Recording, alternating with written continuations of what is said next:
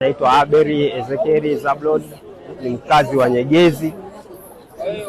Kulingana na hili tatizo la changamoto ya maji yametokea ni wakati ambapo tulikuwa tunaenda kazini tunatembea, lakini baada ya kufika hapa Mkuyuni ndipo maji yalipozuia na watu wengi wameshindwa jinsi ya kuvuka kwenda kazini, na sasa tumekaa tukisubiria maji yaweze kupungua.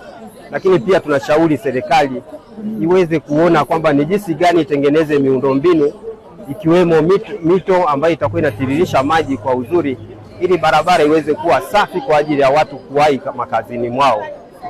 Naitwa Jetruda Yakobo na maisha yangu ni hapa Butimba, mtaa wa hospitali.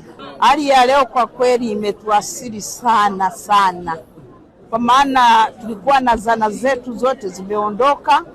Hapa tulipo hatuna hata mbele wala nyuma. Tumeathirika sana na hii mvua na imeharibu vitu vingi sana. Nilikuwa natunzia vitu vyangu hapo garden hapo, vimeenda vyote. Hapa nilipo sina mtaji, yani natetemeka. Mimi naitwa Deus Boniface Kabisha, ni mkazi wa hapa Mkuyuni Butimba. Hapa na masaa kama matatu tangia niwe hapa. Na nilikuwa nimekuja na gari langu nimeliacha huko juu, nimeshindwa hata pa kulipitisha. Kwa hiyo ikabidi ndio tupo foleni unavyoiona, kila kitu ndio hivyo. Hatuwezi kuelewa, lakini watu wengi wanasema kwamba kuna magoda wamejenga huku mbele, kwamba ile njia ya maji ya zamani itakuwa imefungwa. Kwa hiyo maji yanajikusanya sehemu moja, na ndio maana yanakuja mpaka huku kwa sasa hivi. Yangu naitwa Zainabu Shah na mkazi wa Butimba. Kuanzia saa 2 asubuhi tumeshindwa watu kwenda kibaruani. Mpaka dakika hii tunaamua kurudi nyumbani, maana hamna uwezekano wa kwenda kibaruani. Na ndio maana mpaka sasa hivi hatuna tukio lolote la mtu aliyepoteza mali zake, wala mtu yeyote kupata tukio lolote la kiusalama. Lakini nimshukuru sana kamanda wa jeshi la zimamoto DFO katika wilaya yetu ya Nyamagana. Na yeye tulipompa taarifa mara moja alituma vikosi kazi na magari makubwa mawili, na wameingia majini vijana. Ndio maana utaona hata wale walioteleza wakaanguka majini, mpaka sasa ninavyozungumza hakuna mwananchi yote ambaye amepata tukio au kifo chochote ambacho kimetokea kwa wilaya yetu.